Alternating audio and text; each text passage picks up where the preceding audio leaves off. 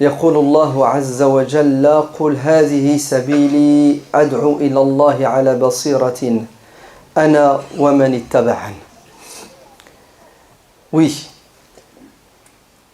c'est notre chemin, la voie de la vérité qui mène à la félicité ici-bas et dans l'au-delà. Tout musulman doit inviter les êtres humains à connaître cette religion qui est l'islam. C'est ce que Dieu nous dit dans ce verset du Coran. Nous devons tous inviter les gens à connaître, à découvrir l'islam, afin qu'ils y adhèrent de leur plein gré, ou, puisqu'ils ont le droit de ne pas y adhérer, qu'ils n'aient plus peur de l'islam et des musulmans, car aujourd'hui, à cause du comportement de certains musulmans et de la haine de certains ennemis de l'islam, l'islam fait peur. Comment résoudre ce problème de la crispation entre musulmans et non-musulmans? Il faut appliquer ce verset du Coran. Qul hadihi sabili. Voilà, c'est ça l'islam. Il faut que nous soyons des musulmans convaincus, des musulmans qui avons la capacité de se transformer en avocats pour défendre notre religion, qui est une religion humaniste, une religion de miséricorde et de paix. Écoutez cette histoire. Dans les années 60 en France, il y avait un vieil homme qui s'appelait Cheikh Ibrahim, un Turc qui est venu s'installer en France. Il avait un magasin, il avait sa clientèle. Et parmi ses clients, un jeune adolescent de 12-13 ans que ses parents envoyaient pour acheter ce dont ils avaient besoin. Ce jeune adolescent était juif de confession, puisque ses parents étaient juifs. Il avait l'habitude, tous les jours, tous les 2 jours, de venir acheter quelque chose à Cheikh Ibrahim dans les années 60. Mais il avait aussi une sale habitude. C'est qu'il n'hésitait pas à quoi? Chaque fois qu'il venait acheter quelque chose, à voler un bonbon, un morceau de chocolat. Et il pensait que Cheikh Ibrahim ne le voyait pas quand il prenait son morceau de chocolat. Mais Cheikh Ibrahim le laissait faire. Pourquoi? Parce que c'était un enfant. Et en plus, il était quelqu'un de généreux. Un jour, le petit Jad achète ce qu'il a acheté et il ne vole pas le morceau de chocolat ce jour-là. Cheikh Ibrahim l'interpelle et lui dit « Reviens ici ». Il se retourne et lui dit « Et ton chocolat ?» Et là, il a honte, il est gêné. Il pense et il croit que il va être puni par Cheikh Ibrahim. Et Cheikh Ibrahim lui dit « N'aie pas peur, mon fils. À chaque fois que tu volais, je le savais. Mais je te laissais. Et là, je saisis l'occasion pour te dire que voler, c'est pas bien.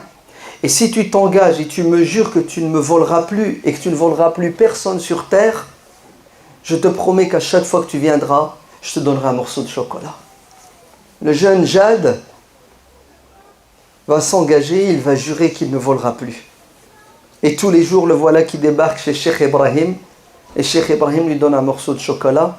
Le jeune Jad grandit et il s'accroche à ce vieil homme musulman turc qui a du mal à parler français, mais qui est d'un comportement qui exprime toute sa bonté. Et lorsqu'il devient un adolescent, les problèmes de la vie commencent. Il devient un jeune adulte. Il devient son confident. Jad, chaque fois qu'il a un souci, il s'assoit dans les shops de Cheikh Ibrahim et il lui parle de son problème. Et Cheikh Ibrahim l'écoute. Et vous savez ce qu'il fait, Cheikh Ibrahim, une fois qu'il l'a écouté, il lui dit « Je vais te trouver une solution à ton problème. » Et Cheikh Ibrahim avait un coffret, comme celui-ci. Il ouvrait le coffret, il sortait un livre du coffret, et il disait au jeune Jad « Tiens, ouvre ce livre à n'importe quelle page que tu veux. » Le jeune Jad ouvrait le livre, et Cheikh Ibrahim lui récitait des passages de ce livre, qui était en arabe, et ensuite, il lui donnait une solution à son problème, à la lumière de ce qu'il récitait. Et c'était devenu une habitude pour Jad. Quand il a un souci, il va voir le psychologue Cheikh Ibrahim. Cheikh Ibrahim utilise un livre Et ce qui est étonnant, c'est qu'il demandait à Jad de choisir le passage. Jusqu'un jour où il a un gros problème, il vient voir Cheikh Ibrahim, mais Cheikh Ibrahim n'est pas là. Il se renseigne et on lui dit qu'il est à l'hôpital, il est très malade. Il lui rend visite à l'hôpital, effectivement Cheikh Ibrahim est très malade et quelques jours après, Cheikh Ibrahim décède. Le jeune Jad vient faire les condoléances à la famille. Il est très attristé puisqu'il a perdu un second père. Il ne pouvait même pas se confier à son père et il se confie à Cheikh Ibrahim. Les enfants de Cheikh Ibrahim interpellent Jad en lui disant « Notre père nous a laissé un testament. » Et le testament précise que nous devons te remettre un coffret avec ce qu'il y a dedans. Et le coffret, c'était le coffret dans lequel se trouvait le livre de Cheikh Ibrahim qu'il utilisait à chaque fois pour lui apporter des solutions. Jad sort de l'hôpital avec le coffret, avec le livre miraculeux qui l'a toujours apaisé. Il rentre chez lui, pose le coffret dans un coin. Les années passent et Jad a des problèmes. Et un jour, il ouvre le coffret, il sort le livre et il est devant quoi? Une impasse. Il ne peut pas lire le livre, il est en arabe, il ne comprend pas l'arabe. Et là, il prend avec lui le livre et il va voir un de ses amis tunisiens qui parle français, qui comprend l'arabe. Il lui dit « Tiens, s'il te plaît, mon maître, mon confident, Cheikh Ibrahim, me lisait toujours ce livre et là, je ne me sens pas bien. Est-ce que tu peux me lire un passage et me l'expliquer ?» Il va lui lire, il va lui expliquer. Et Jad va devenir curieux. Et qu'est-ce qu'il va faire? Il va se mettre à quoi? À étudier. Et là, il découvre qu'il a affaire à un livre exceptionnel, le Coran, la parole de Dieu. Fin mot de l'histoire, Jad se convertit à l'islam. Il devient musulman, il va changer son prénom. Vous savez comment il s'appelle désormais? Jadullah. Il va s'appeler Jadullah. Et en arabe, Jadullah veut dire la générosité de Dieu. Et qu'est-ce qu'il a trouvé dans le livre? Il a trouvé un bout de papier où il y a un verset du Coran que Cheikh Ibrahim a recopié. Le verset du Coran, c'est le suivant. قُلْ هَذِهِ سَبِيلِي أَدْعُو إِلَى اللَّهِ عَلَى بَصِيرَةٍ أَنَا وَمَنِ اتَّبَعَنِي. Voici, c'est ça ma voix. J'appelle et j'invite les gens à me rejoindre sur ce chemin de manière sage et intelligente. Et là, Jad va faire quoi? Il va s'engager dans le travail de la prédication. Il va devenir un musulman engagé prédicateur. Et il va quitter la France. Il va s'installer en Afrique. Et il va devenir un des plus grands prédicateurs en Afrique. Ouvrez bien vos oreilles. Qui va ramener à l'islam des dizaines de milliers d'Africains. Grâce à lui, des dizaines de milliers de personnes se sont converties à l'islam. Après en avoir converti en Europe, en Suisse, en France et partout, quelques milliers. Les années passent. Et en 2005, Jadullahi, et son surnom c'est Al-Qur'ani, Jadullah, le coraniste, décède en Suisse à l'hôpital.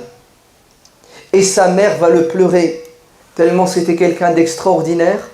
Et 2 ans plus tard, après sa mort, sa mère se convertit à l'islam. Et elle est toujours vivante et elle est musulmane. Et un jour, le grand cheikh égyptien Safwat al-Hijazi, qui est en prison d'ailleurs, et qui est condamné à mort avec des centaines de prédicateurs musulmans. Et d'ailleurs, il y a un truc qui a circulé sur le net, qui disait, et ça à mon avis c'est faux, je l'espère et Allah, qu'aujourd'hui le président Morsi devait être exécuté le jour de l'Aïd. Et ça ne m'étonnerait pas de ces despotes et de ces tyrans de faire un cadeau aujourd'hui à ceux qui détruisent le monde musulman en exécutant le seul président élu démocratiquement dans le monde musulman au XXIe siècle. Je ferme la parenthèse. Cheikh Safwat al-Hijazi, avant d'être en prison, il assistait à un congrès en Angleterre, et il y avait un cheikh, un imam africain. Écoutez bien, il va le saluer, et Cheikh Safwat al-Hijazi va dire à cet imam africain: est-ce que tu as connu quand tu étais en Afrique Jadullah al-Qur'ani? Et cet imam va se mettre à pleurer africain en disant: je suis le fruit de Jadullah al-Qur'ani. Je suis un de ses efforts. Jadullah est décédé, rahimahullah, après avoir appliqué un verset du Coran qui a fait que des milliers de gens aujourd'hui ont pu jeûner en 2015. Grâce à quoi? Grâce à ses efforts. Oui, un morceau de chocolat, une belle parole, le bon comportement, avant tout le souci de vouloir le bien aux gens est suffisant pour gagner les cœurs.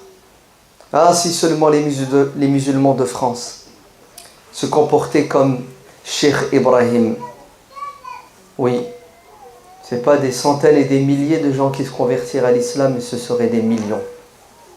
Qu'Allah nous donne la force de bien comprendre notre religion et qu'il fasse de nous de bons musulmans pour la pratiquer et la prêcher.